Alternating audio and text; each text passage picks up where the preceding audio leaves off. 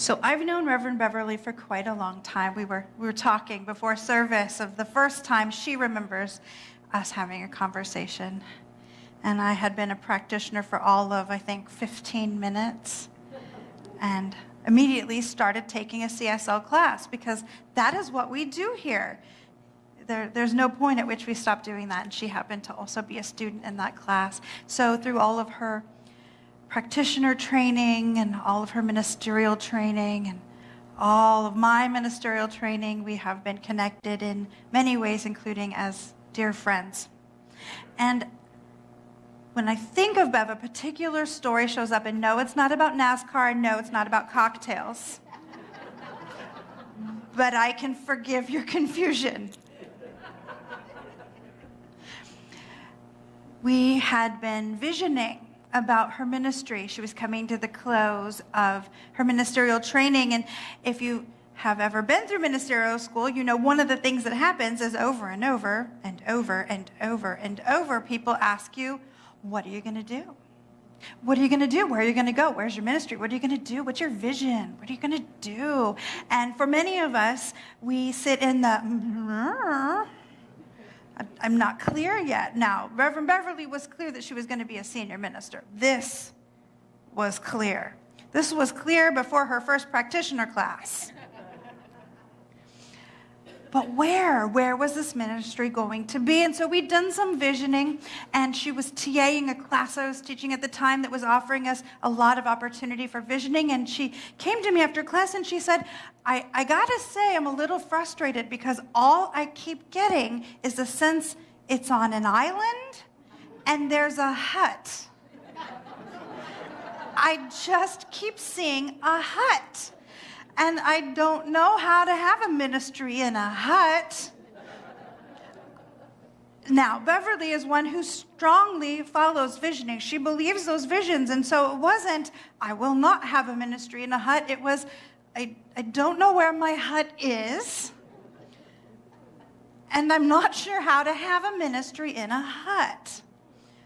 But we're just going to stick with it. Now, the day came when she came busting into my office, Kramer style. You're not going to believe it. I've been invited to Hawaii, and look at their sanctuary. An open-aired, no-walled sanctuary. It's my hut.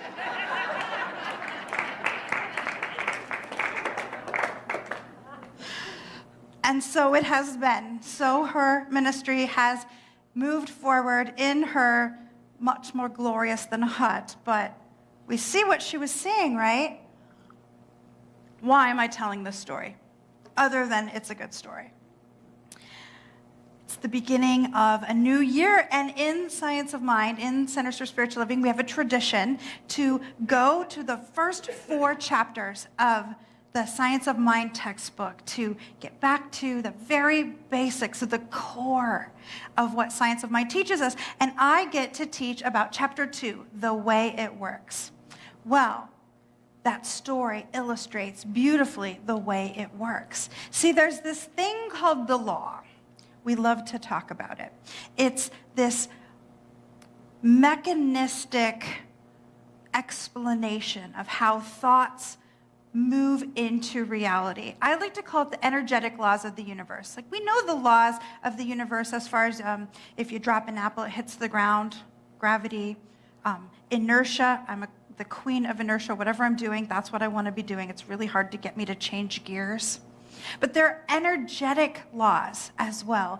And the law of cause and effect, the law of attraction, the creative law of the universe, we call it lots of things. It's the same thing, is how we take our thoughts and impress into the universe, and then it gives us back a reflection of what we have impressed.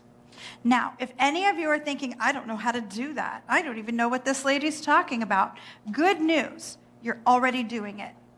The law is the default setting. We're doing it all the time. Everything we think, everything we feel, every emotion that comes up is being pressed into this invisible law and reflecting back to us a universe that matches what we think. whether we're doing it on purpose or not. So if you have a thought that, same old, life doesn't change, people don't change, guess what? It's because you've been using the law. You see a thing, you think, there is Glenn. I can see him. He's right there. And the universe gives me more Glenn. That's how it works. It's that simple. You don't have to understand it to use it. In fact, you can't not use it. And religious science language, and you can use it intentionally. We can learn to use it intentionally.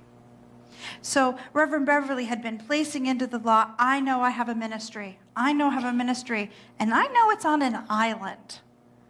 Make no confusion or doubt about it. This lady was going to an island. And she just kept placing that into the law. I know my ministry's coming. I know my senior ministry's coming. I know the ministry that will best fit what I have to offer is coming. That which I seek is seeking me. And she just kept placing into that law over and over and over and over. And if you know Beverly, you know that there were none of these intruding thoughts like, but what if I'm not good enough? Oh no, she knows she's good enough. But what if they don't like me? Oh no, she knows they like her. But what if there isn't a spot for me? No, not in Rev Bev. There is a ministry that is in need of exactly what I have to give, and it is seeking me.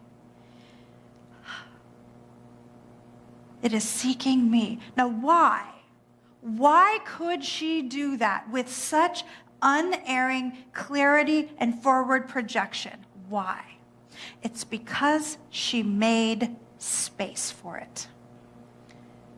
So we can call practicing science of mind any of a million things, but what it really is making space on the inside of ourselves to allow the divine to flow through us into the law, unimpeded, unaltered, and to come back to us expressed even bigger than we could have dreamed. But there has to be the space for the channel.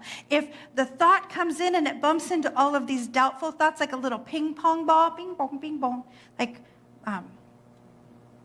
pinball, thank you. Like a pinball game, ding dong, dong, dong, dong, dong, dong, right? You get what you get in pinball.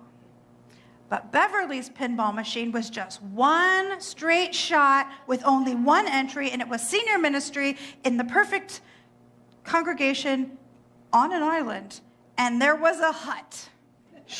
That's what was going to come. And when you are that clean and cleared out of any hidden beliefs or mistaken ideas, those ideas can come through so clearly, and they bring with them more details. That's where she got that hut. That's where she knew some of these little extra glimmers were going to be hers, because there wasn't anything between her and her divine truth. Now, there might be a few people out there getting nervous. What do you mean every single thought I think is getting sent into the law and it's going to come back to me amplified? Because sometimes I think, I hope there aren't spiders. Ah! That wouldn't be fun, would it? If all the spiders immediately manifested. I hope my shoe doesn't break. Ah!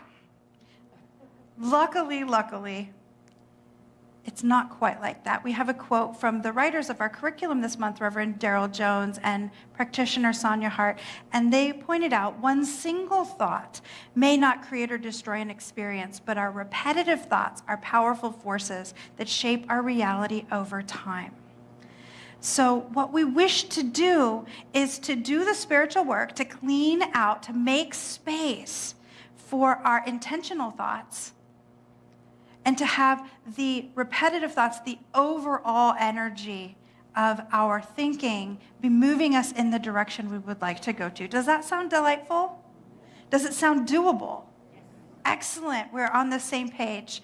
So here's the thing. In order to make space within ourselves, we align with the divine, is what I call it. We talk about this relationship, this placement of our relationship with the divine so that it can speak right down through the center of our being. Now, in order to do that in a way that is complete so that we can manifest so brilliantly with the law and create the life we want, it needs to be intentional. Now, how do we do that? It takes intentionality, it takes time, and it takes consistency. I'm sneaking up on it, but I suspect there are a few of you that know that I'm about to talk about daily, substantial, spiritual practice. A brand new idea for this congregation. A brand new idea. See, here's the thing. Change in this way, this making space kind of change, requires silence. Now, you notice that when we talk about this thing that we call daily substantial spiritual practice, it's daily.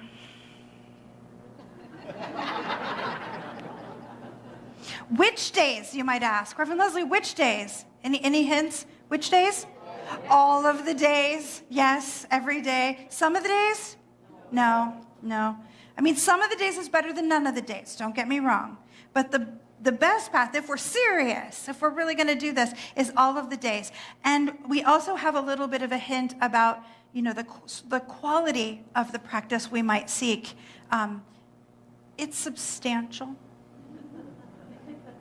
In other words, it's not, 3 minutes of quietude. Now, if all you have is 3 minutes, take the 3 minutes. 3 minutes will get you there. It'll just take longer. But if you have the space for 5 and then 10 and then 15 minutes, or even more, give yourself the gift. You won't notice the difference in one day. You might feel a little more zen in one day. But if you give yourself the gift of that daily substantial practice, what you will find is a day will come when something that used to just set you on fire with rage, it will happen and you will say, oh, that used to just make me nuts. Isn't that interesting? I'm not really reacting to it. And the thing that used to just convince you of your utter worthlessness will happen and you'll say, I can't believe I ever let that throw me off my game. I must have really changed. See, the way it works is through us choosing to open up through meditation, through prayerfulness, through mindfulness, to open up ourselves to align with the divine, bit by tiny bit over time, so that which we think into the law manifests just exactly the way we thought it into the law, because there's nothing in the way. Now, if it was this easy, I wouldn't have a job, because y'all wouldn't need to be reminded at least once a week to do your daily substantial spiritual practice. Because it's not like you don't know, right? I mean, we've been pretty clear. Karen and I have had a unified message on this for more than 6 years. Sandy knows. The first step is to make the choice. And so I offer an affirmation that might help you anchor into this choice. It's, I embrace divine guidance and the profound peace it brings. Let's say it together. I embrace divine guidance and the profound peace it brings. Simply making that choice opens you up to this shift. And if you need support, how very normal of you. You're human. Congratulations. We have some ways built into this organization, this community that we are all a part of, to help support your high intention to embrace divine guidance. At 7 a.m. every weekday morning, we have a meditation on Zoom. Everyone in the world is welcome to join us at 7 a.m. in the main Zoom room. You can find that link on the front of our page, newvisioncsl.org. If you have friends who aren't part of CSL and they're looking to learn to meditate, invite them into the more the merrier. We have groups, small group ministries called NVC Circles. They are open to everyone. All you have to do is fill out an application. You can do it on our website, where people gather in groups of up to 10 to do spiritual practice together, have dinner, enjoy one another, become friends. It's our family within a family here at New Vision Center. And those people become deep spiritual supports for us. If you're not in a circle, I invite you to put in an application and get some of that support. And newly born, we have our Wednesday night midweek spiritual connection. Every Wednesday night here in the Tatum campus and online as often as we are able to hybrid y'all in. We have an opportunity to connect, to support one another in our practice, in our growth, in our spiritual truth. No human is an island. Get support.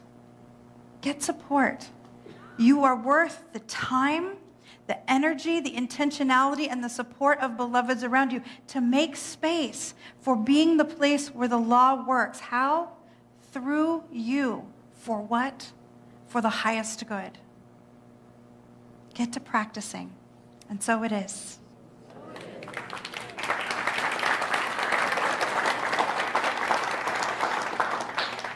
Let's anchor that deep truth in with some more practice. Please pray with me. Oh, how good it is to rest in the knowingness that nothing is ever done alone, that infinite spirit is right where we are, that we are, in fact, one in the oneness, connected every heart to every other heart, every mind to every other mind, and all of it through the brilliance that is the divine. What I know is that every concern or cause that came in heavy on a heart into this practice time together, that Spirit is already on it.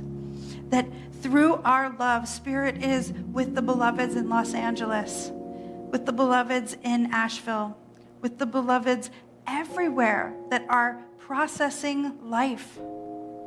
For life continues to happen, and Spirit is in all of it. And so I know just a deep sense of joy and gratitude for all of the good that is happening right here, right now, all over this precious planet and within the sound of my voice. I call it all good beyond good beyond good, and so it is.